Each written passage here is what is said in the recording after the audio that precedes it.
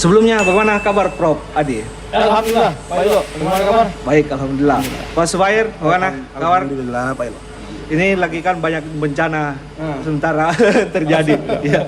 Nah, kita akan coba mengulas bagaimana sih sebenarnya mitigasi di Sulawesi Selatan. Tahun 2019, saya kira ada pernah banjir bandang, mulai dari di Jeneponto sampai ke Masamba, bahkan Makassar juga berapa titik-titik menjadi titik rawan. Di Sulawesi Selatan dari 24 kabupaten ini sepertinya tidak ada yang lepas dari bencana. Setiap hari mungkin kita akan menghadapi itu. Nah, saya mungkin lebih banyak pertama ke Prof sebagai pengkaji ya, yang konsentrasi terhadap mitigasi dan kebencanaan. Bagaimana melihat mitigasi yang ada di Sulawesi Selatan dan yang bencana-bencana yang kemudian dihadapi? Sekitar 3 tahun belakangan ini, bencana alam, terutama bencana hidrometeorologis di Sulawesi Selatan itu semakin intensif. Boleh dikata hampir 95% jenis bencana alam itu adalah bencana hidrometeorologis. Apa bencana hidrometeorologis? Bencana yang diakibatkan oleh adanya perubahan iklim yang ekstrim, seperti banjir, kemudian banjir bandang, kemudian angin topan, ya, kemudian kekeringan, bahkan kebakaran hutan dan lahan. Nah, kalau dilihat untuk daerah Sulawesi Selatan sendiri, memang kalau kita perhatikan ya, karena Sulawesi Selatan itu di BPBD, kemudian di BNPB, di situ kita punya yang disebut dengan indeks resiko bencana. Nah, apa yang dimaksud dengan indeks resiko bencana? Indeks resiko bencana itu adalah indeks yang diberikan kepada satu provinsi sesuai dengan potensi, kemudian kapasitas ya, dan kemudian juga kerentanan yang ada di provinsi tersebut. Nah, berdasarkan indeks resiko bencana yang dikeluarkan oleh BNPB, Sulawesi Selatan itu termasuk di salah satu provinsi yang mempunyai indeks resiko bencana sangat tinggi. Boleh dikata mungkin merah ya. Kenapa? Karena hampir semua jenis bencana, kecuali mungkin gunung berapi, itu yang tidak ada di Sulawesi Selatan. Yang lainnya itu ada semua. Kalau kita berbicara bencana yang paling dominan itu adalah bencana hidrometeorologis seperti banjir bandang, tanah longsor, kemudian banjir. Hampir sekitar 80% wilayah yang ada di Sulawesi Selatan, terutama kabupaten-kabupaten yang ada di dataran tinggi seperti Luwu, kemudian Luwu Utara, Luwu Timur, kemudian Toraja, Toraja Utara, Endrekang. Kemudian kita mengarah lebih ke selatan sedikit, ada Jeneponto, Bulukumba, Sinjai, kemudian Bantaeng ya, sampai dengan di Goa, bahkan di Makassar, kemudian di Baru dan di Pangkep. Jadi daerah-daerah yang saya sebutkan tadi itu adalah daerah-daerah yang memang mempunyai riwayat ya, atau mempunyai potensi bahaya akan banjir bandang dan tanah longsor yang sangat tinggi. Ternyata kita dalam zona merah. Zona merah yang sampai 80% ya ancaman-ancaman itu. Apalagi ada perubahan iklim yang begitu cepat. Nah, kira-kira BPBD apa yang kemudian menjadi tantangan kemudian di mitigasi ini? Dan ancaman-ancaman mungkin sudah dipeta-petakan daerah yang rawan atau seperti apa yang dihadapi? Kami Badan Penanggulangan Bencana Provinsi Sulawesi Selatan merupakan perpanjangan tangan dari Badan Nasional Penanggulangan di Jakarta. Jadi prinsip kami di dalam penanggulangan bencana itu adalah bagaimana menanggulangi bencana ini secara terkoordinasi, terpadu, terencana, komprehensif berdasarkan 3 fase, Pak. Jadi ada fase prabencana, fase tanggap darurat, dan fase pasca bencana. Moto kami adalah bahwa penanggulangan bencana itu merupakan tugas dan tanggung jawab bersama, Pak. Bukan cuma pemerintah, bukan cuma BPBD. Makanya di dalam melakukan kegiatan penanggulangan bencana, baik BNPB maupun BPBD provinsi itu melibatkan seluruh instansi-instansi vertikal, istilahnya pentahelix. Jadi pentahelix itu di dalamnya sudah ada pemerintah, ada masyarakat, ada dunia usaha, ada lembaga sosial, lembaga kemanusiaan, dan terakhir media. Itu yang penting. Nah, kalau di Sulsel apakah sudah punya mitigasi atau ada daerah yang belum memulai membuat mitigasi untuk bencana? Kalau Sulsel sendiri sudah memiliki itu. Jadi tahun ini kebetulan kami melalui bidang pencegahan itu sudah menyusun dokumen kajian risiko bencana. Itu per 4 tahun. Karena tahun 2020 kemarin itu sudah masa berlakunya sudah habis. Kami menyusun kembali, kebetulan Pak Prof Adi termasuk di dalam salah satu penyusun ini. Ya, jadi kami sudah menyiapkan dokumen kajian risiko bencana. Di dalam dokumen kajian itu sudah tercantum seluruh daerah yang kami petakan bahwa daerah ini banjir dan tanah longsor. Ini banjir bandang, daerah ini abrasi, daerah ini angin puting beliung. Dan di sana kami juga sudah memetakan bahwa kalau terjadi kejadian ini, jalur evakuasinya kemana, titik kumpulnya kemana. Nah, itu yang pertama.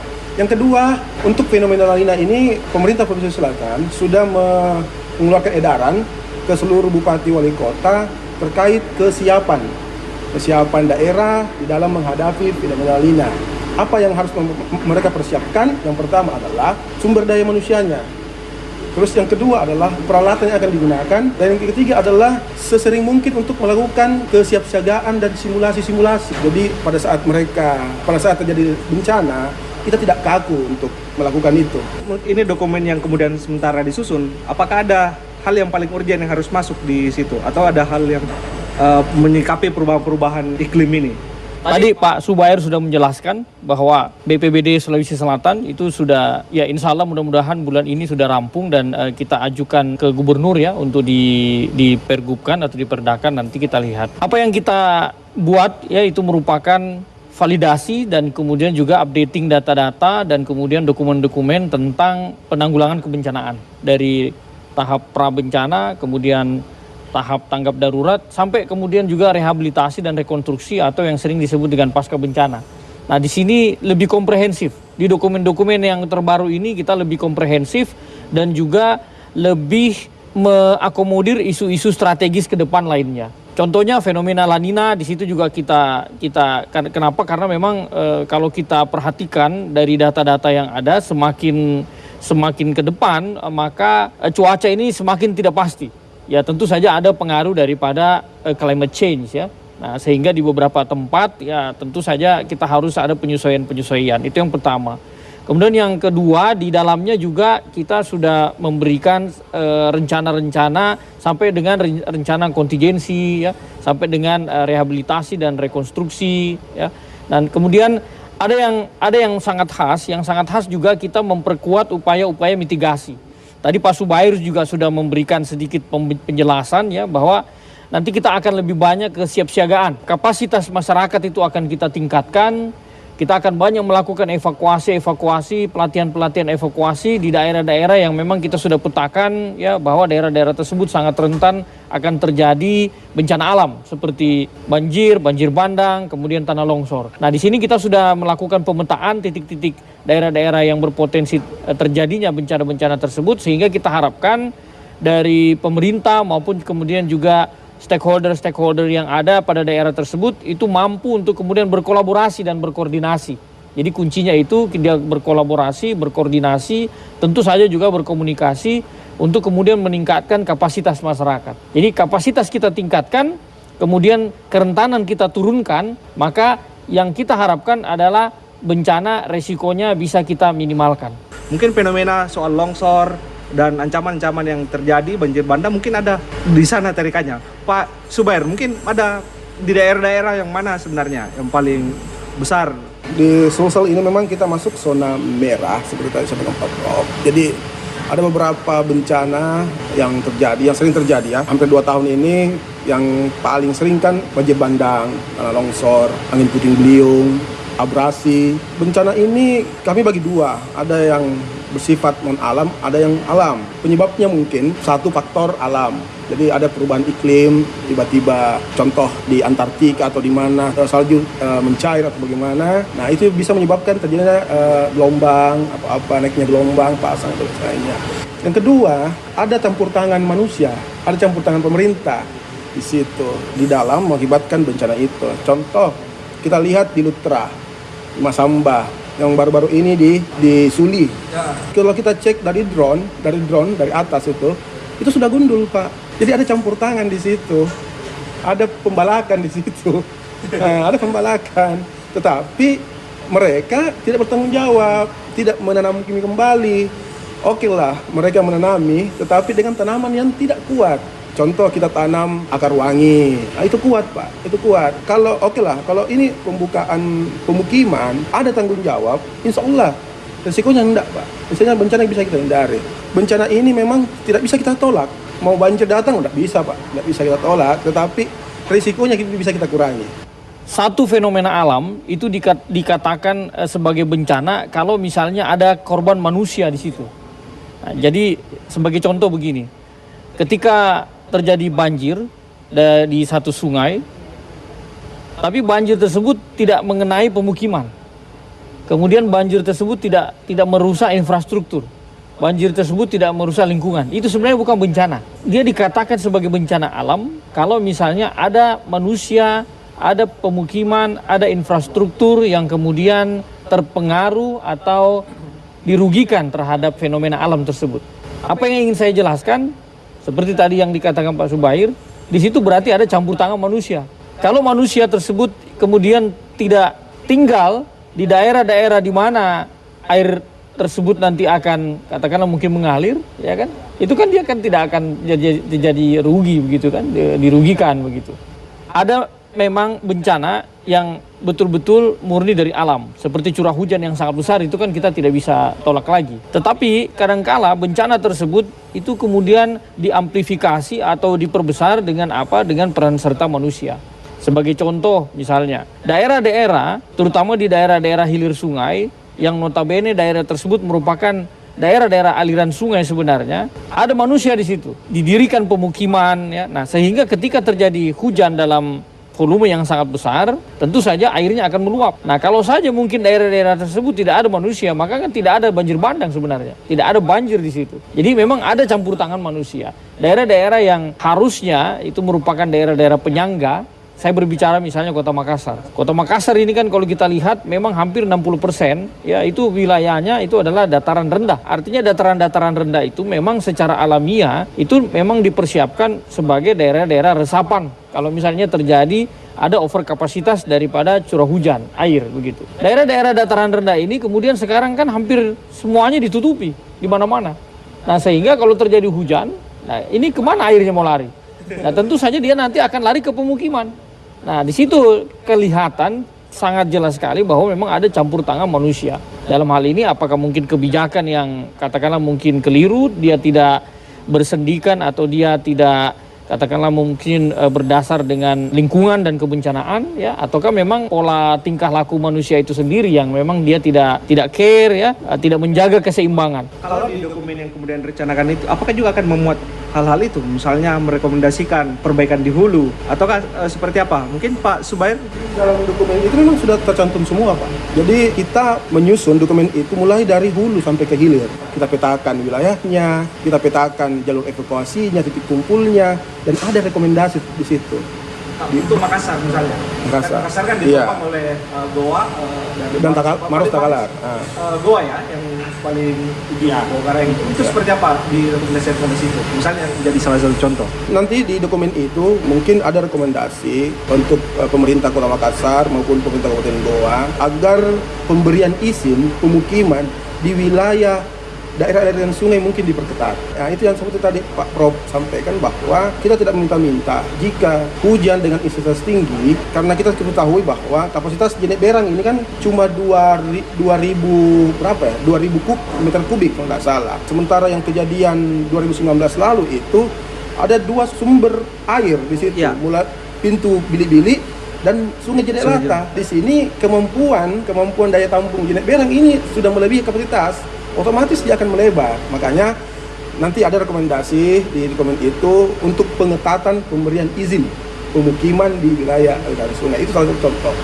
Ya, di dokumen itu saya masih ingat itu, saya yang meminta ya untuk dimuat di situ, dan alhamdulillah itu sudah diakomodir. Salah satu concern utama sebenarnya adalah isu Jenek Berang. Kenapa isu Jenek Berang itu menjadi isu utama? Karena kita berbicara Makassar. Kita berbicara Makassar, 1,6 juta orang tinggal di Makassar begitu. Nah, di situ jelas bahwa tim dari penyusun dokumen rencana penanggulangan bencana itu meminta agar semua stakeholder, dalam hal ini juga mungkin pemerintah, kemudian juga baik itu pemerintah pusat, pemerintah provinsi dan juga pemerintah kabupaten, itu untuk memberikan concern atau memberikan perhatian khusus untuk daerah aliran Sungai Jeneberang. Kalau kita lihat di Jeneberang itu ada dua permasalahannya. Permasalahan di hulu itu adalah longsornya. Di hulu itu masih ada 300 juta kubik yang siap untuk masuk ke dalam Sungai Jeneberang. Kalau material sedimen yang longsor di bawah Karaing itu kemudian masuk ke dalam aliran sungai, maka akan menyebabkan volume aliran sungai akan kecil.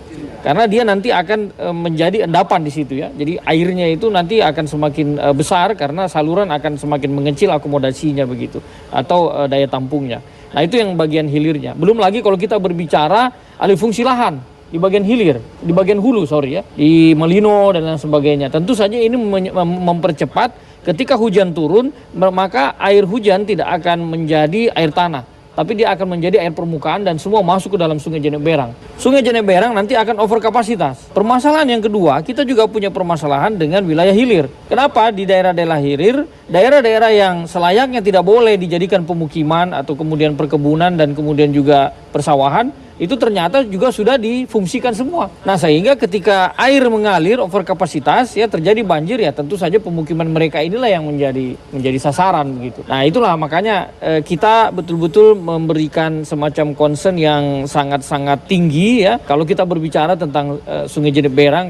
Kenapa? Karena memang kita harus melakukan langkah-langkah dan bukan hanya langkah-langkah yang teknis tapi juga strategis ya supaya kalau misalnya terjadi apa-apa di Jeneberang kita bisa mengurangi risiko bencana yang terjadi. Apalagi di sana ada bili-bili ya.